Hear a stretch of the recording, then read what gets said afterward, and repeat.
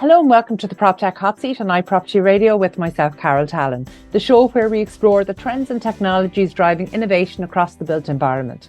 This show is brought to you in partnership with Proptech Ireland, the hub for innovators, investors and indeed for industry leaders.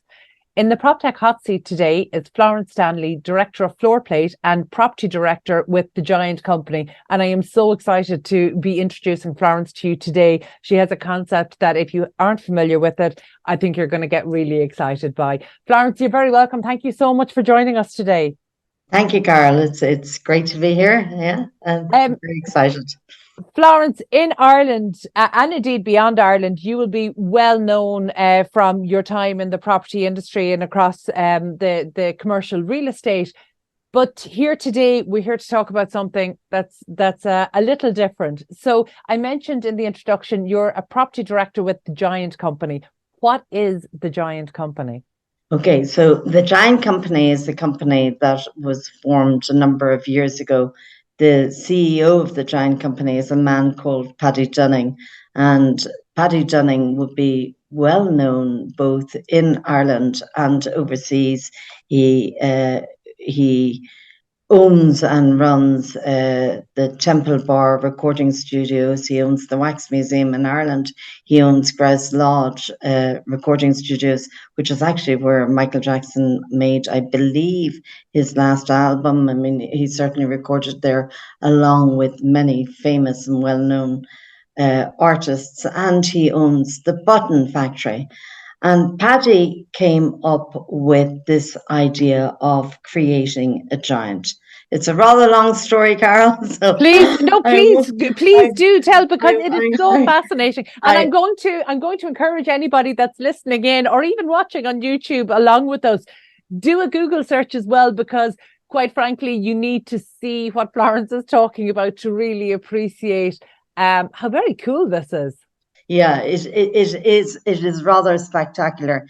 I mean, in brief, maybe 10, 11 years ago, Paddy came up with the idea of creating a giant. And he came up with the idea because he was home, he was unwell, he was recovering from an injury, he was looking across a lake and to a place called Lilliput. And Lilliput is where the Gulliver Travel story was written by Jonathan Swift, which is quite extraordinary. Paddy went, imagine if you had a real giant and what you could do with it. And it went from there. He met with a man called Eric Frad, who is a very multi-talented man and who is the development director with the Giant Company. But Eric is from New York, has lived in Ireland for the last 20 years, would be extremely well known in the opera industry. He has produced hundreds of shows. He's also an architect by trade, and he is an incredible man. And he got involved with Paddy in coming up with this idea for developing a giant. They came into me, not about the giant, but they came into me in my office that I was working in at the time in Dublin, and they were talking about acquiring another property down Temple Bar to, I don't know, to use for billiards or table tennis or whatever, a new idea. And we got on very well, and they started telling, we ended up never getting that property. They ended up telling me about the giant and the concept of the giant, which I will now tell you about. And I bought into it, and hence my working life changed. It's such an amazing story, though, because look, we use the term visionary a lot, and to the point where it's lost a little bit of meaning. But actually, this is exactly where the term visionary comes from, to be able to look at a lake and imagine, and actually ask yourself the question, imagine if you had a real giant, what you could do. Like that is truly visionary. So tell me, because this didn't exist at the time, the concept was being essentially sold to you. Yes. How did they convince you that this was something not only that could be done, but should be done? Well, it was so funny because I can still see it in my mind's eye. Brendan Kearns was with them as well, and he is the finance director for all of those companies that I just listed out, and I just found them very interesting and different from my typical clients. And a lot of my work, it's all property related.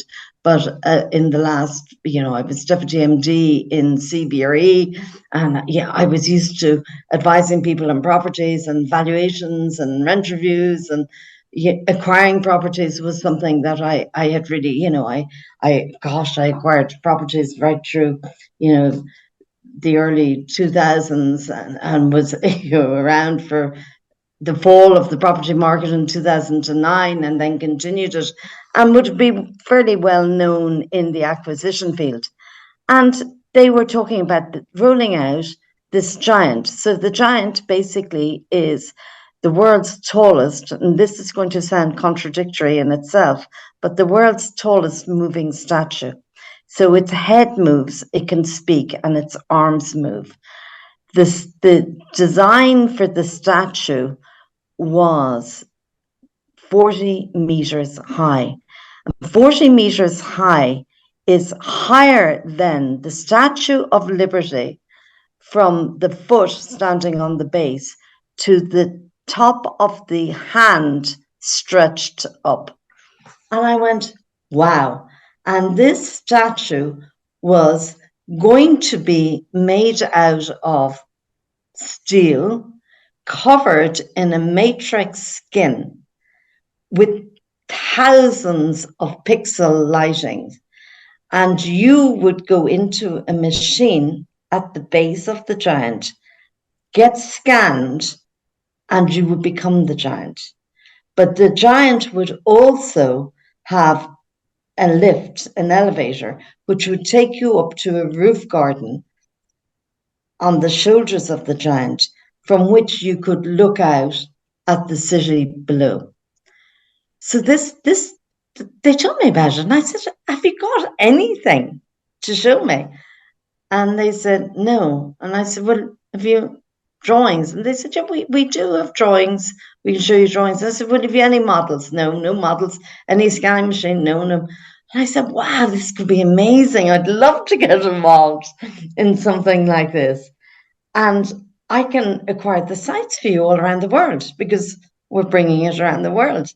And they went, yeah, that will you sign an NDA? I said, I will.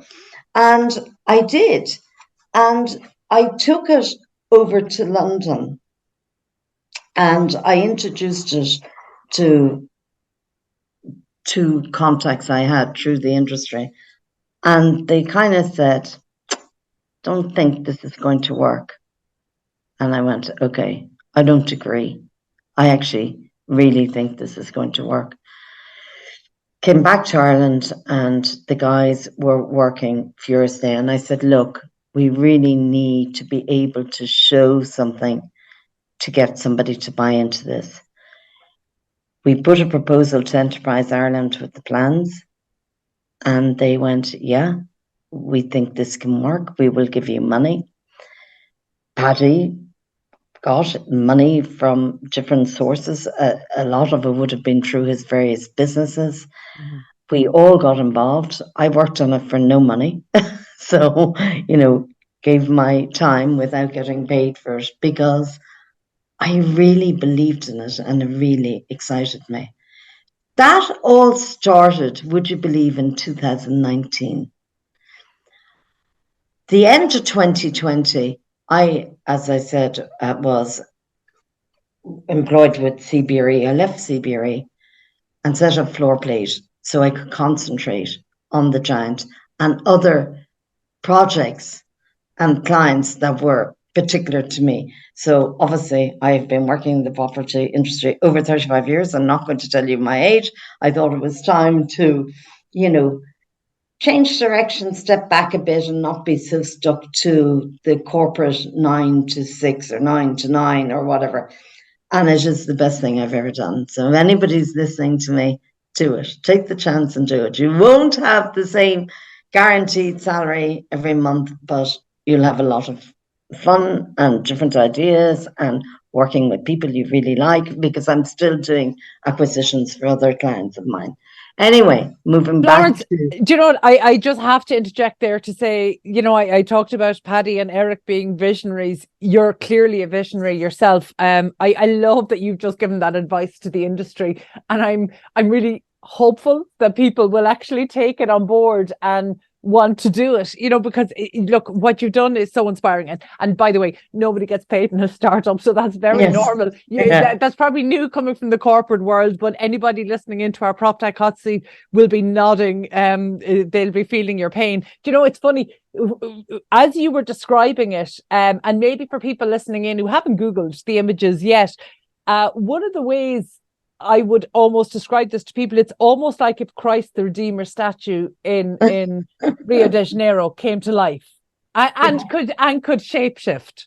Would that be a fair description? It's one way you could describe it. I was in Lisbon a few weeks ago, and I was looking across at the statue that they have. If you've been to Lisbon, that was created to kind of welcome the ships into the port and whatever. I got the history of it, and I was going, wow, that could be a giant, you know? So it is funny. The difference is, and this is really important, there are lots of giant monuments and statues, but this is a giant that comes to life. So whilst you have the viewing platform up on the roof, it actually comes to life. It can become you. You get scanned in a machine on the ground floor, and within 2 minutes, your image is on the giant. You really, really, really need to see it to believe it. And as I said, we took it to IAPA. We created the head. The head was made. And the head that was made would be probably 7 meters high, or, you know, in and around, I don't know, 6-7 meters high. It's currently on show in the Central Plaza in Dublin. And we actually had a launch party last night with it, another one tonight, and it will be open to the public from Friday, and they can go in, get scanned, and become the giant. Also, there we have the model standing on a building, which was created for a particular site in the USA. So this was going to be a 60,000 square foot building, or 50,000 square foot building, 20,000 square feet on the ground, 20,000 square feet on the first floor, 10,000 on the second floor, and a 40-meter giant standing on top of it. And on the ground floor, you were going to have bar and restaurant and whatever space, retail, and you were going to have a museum, which was going to depict what was going on in that city. Not, you know, so it was going to be directly related to the city. So our vision was that we would have 20 giants in 20 cities around the world. They can each communicate with each other. And if you put a picture up on one giant, so it could be used for advertising. So say, Carol, you wanted to advertise iPropertyRadio, you would have iPropertyRadio on one giant in, say, New York, and it would come up on another in Vegas, and it would come up on another at the same time in Tokyo, and another in London, so they can actually work at the same time. The potential is extraordinary. I can see the potential as being massive. And by the way, I love the vision of having iPropertyRadio on those. You know, that's definitely giving us something to aspire to. But you know, in terms of use cases, I can only imagine maybe what the initial use cases as they were conceived, or maybe as they were put. I would have loved to read. I'd love to read the feasibility study that was put to Enterprise Ireland about this. But from the time you've opened it up to the public, or even to the industry, have any new use cases maybe that weren't imagined? Have any new use cases come forward? Well, yes, and sorry, and there are a number of things about that. We didn't come up with the idea. Paddy and Eric really, or or the drivers of this. And I've just believed in them and backed them and worked with them and have traveled. I mean, I've been in the UAE with them. I've been across the States with them. I've been in Spain. I've been in London. Because we obviously, going back to me saying you need a model, they created the head, they created the scanning machine, and they displayed it at the IAPA show, which is the entertainment industry annual conference that is in a different country every year. So in 2021, we were in Spain with it. In 2022, we were in London with it. And the guys are actually going over next week to the IAPA, which I think it's in Vienna. I'm not going this year, and we're not bringing any machines because we've done that. And we now have a base in Ireland and people will come. The interest is huge. So we have 4 cities in the States. Korea are interested. The Middle East is interested. We've visited sites in Italy.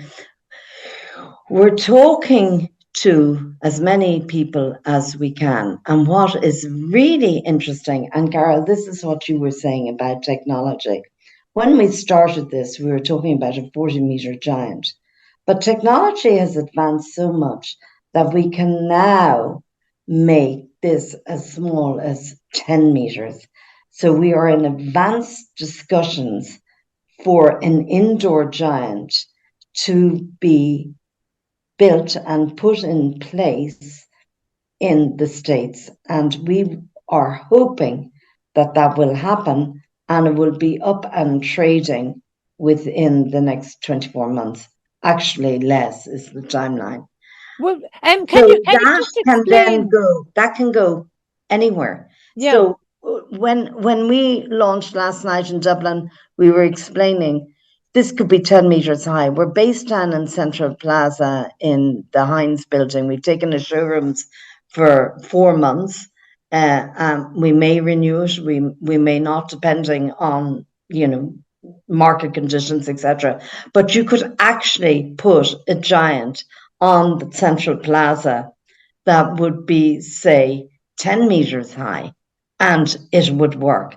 And it's just such a draw. You really, really need to see it to appreciate what it is. The world's biggest selfie. You can get scanned, you can become the giant.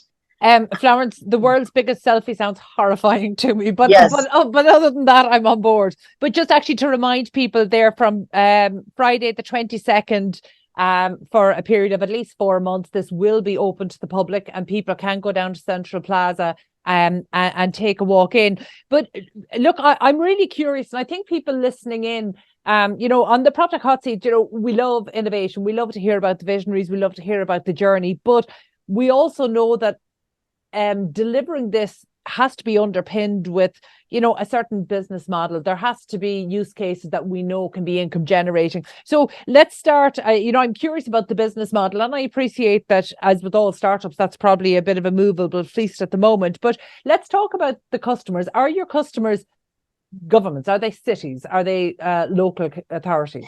Well, that's the thing. It depends. Local authorities have spoken to us, and developers have spoken to us, because if you can imagine a scheme, I mean, say, I don't want to start giving names, but if say you had a shopping centre, overseas, not in Ireland, because I'm not going to talk about Ireland at the moment. But and the reason I'm saying that is because we've only launched it in Ireland this week. Before that, it was overseas. Because it all came from the IAPA show, and that is overseas. I think the response in Ireland would be amazing. I do hope to see it in Dublin, either, somewhere along the docks, north or south side. It would be fantastic in Dublin. It would work brilliantly in Cork and Galway, wherever you can draw people into. And it will be iconic, and it will add value to any investment. And it's a huge tourist draw. There's no question about that. If you think back to, I think when I was told about it, and at the time there was no scanning machines, I was thinking of the big wheel. And the big wheel, the first wheel was invented in, I think it was 1887 or thereabouts. And it was one wheel. Everywhere you go now, there are wheels. So there's the big wheel, which they built for the millennium in London. But when I was a child, I used to go to Wexford on my summer holidays, and in a village called Tom Haggard, there used to be a carnival, and they had a wheel. So you can get big wheels, you can get little wheels. And wheels have ended up in all of the countries, all around the world, used for different purposes. And that's what I said could happen with the Giant. You can have the giant, you can have smaller Giant. I love electric picnic. Imagine if you had a Giant that was smaller and movable, and you could bring it to somewhere like Glastonbury or Electric Picnic and use it. So how would you make the money out of it? It's getting the scans, so the individual scans, but it's the advertising as well. It's the promotion. If there was a big match on, and say for example, Ireland playing in the World Cup, and there are Giants in all these various countries, and say there was one in France now, and when Ireland's match was coming up, the team members could become the Giant, and everybody would see them there on the Giant in Paris and on the Giant in Dublin, and on there's so many different ways this can be used. Have you received? Sense to you? It absolutely does. But I'm really curious. One of the things I love about technology is that from the time it's imagined to the time it's rolled out, when early users get their hands on it, they can always think of other ways to use it. And that's really what I'm curious about. I would love to see what maybe non-industry people or people who are seeing this for the first time, what potential use cases they see. So have you gotten any kind of very unusual potential customer requests? Well, I suppose another thing, and I don't know if this will answer the question you're asking me, aside of the advertising and the selfies and all of that, which is very big, and the draw, and particularly a big Giant, like when I first went to the States, I think I was 17, and I went up the Twin Towers to see the city. So it was, you went to the States, you went to the Empire State, you went to the Twin Towers, so it's that draw too. But now, I need to be careful explaining this because I'm not the tech person. And they did talk about it again last night, and Eric would be excellent to explain it to you. They can create, and I hope I get the word right, it's an avatar of you. An avatar, yeah. Yeah. Very good. So you get scanned. So I have on my phone, which I could show you, a picture of me talking to me. So I can go into a shop. I can try on clothes, okay, on me in the computer, see what it looks like on me, because I can put me anywhere in the world. I can put me on the top of a mountain. I can put me on the top of the Eiffel Tower. I can go into a shop and I can try on clothes. It's a new way for seeing how would you look if you changed your hair to this color or whatever. Yeah. And I have that on my phone, and it actually scared me a little bit because I also have an image of me talking to myself and myself talking back to me. That is weird. But I have it.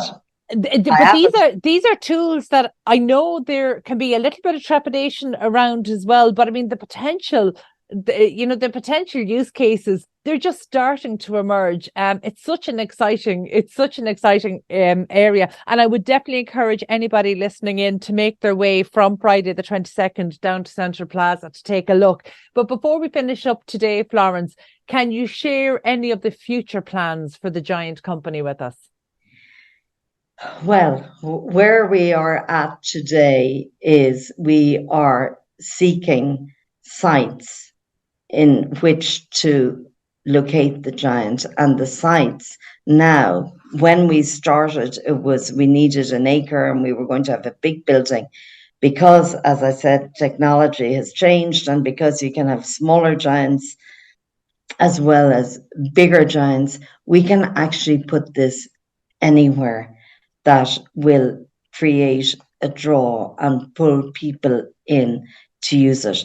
And the abattoir thing is actually incredible. It really is.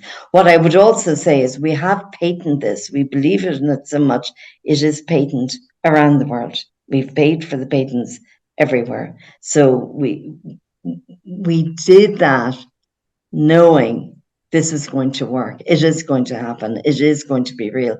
And Carol, you could end up, getting your next outfit by seeing it on you on your phone. How amazing is that? So if you come into Central Plaza and you get scanned, you'll see yourself on the giant, but you also will go away with a copy of you in your phone or on a stick. We'll give you a stick and you can put it on your laptop or your phone, and you can move yourself anywhere, which is a completely different thing to the giant experience. Yeah, I get the sense. You're absolutely communicating it so compellingly, Florence. But I get the sense that we're only at the start of what this technology can do and what the potential use cases are. And I think it's one of these concepts that when it's let loose in the wild, that's where you'll really see the potential and really how users want to experience it, because we're in such a user-led phase of innovation at the moment. It's just so exciting. So listen, thank you so much for sharing the story today. Again, just encourage anybody listening in from Friday the 22nd for the next 4 months to make the way to Central Plaza and to introduce themselves to the giant, or indeed become the giant themselves. But thank you so much, Florence, and well done to Paddy and Eric and the rest of the team there. It's really, truly visionary stuff, and I'm really excited to watch how this progresses. Yeah, and I will say anybody can contact me, if they want to talk about sites or uses or any further information. They'll get me through the giant company or through Floor Plate. Either or, they will get me. Fantastic. And we'll share those links when we're circulating this episode. Thank you so much. That was Florence Stanley, Director of Floor Plate and Property Director of the Giant Company. If you enjoyed this episode, please be sure to subscribe to the podcast and check out all of the other global real estate and construction shows on iPropertyRadio.com. Before we go, a special word of thanks to our sponsor, Proptech Ireland, the hub for innovators, investors, and indeed for industry leaders. Thank you to Proptech Ireland for making these conversations possible. And thank you indeed for tuning in. We'll catch you on the next episode of the Proptech Hot Seat here on iProperty Radio.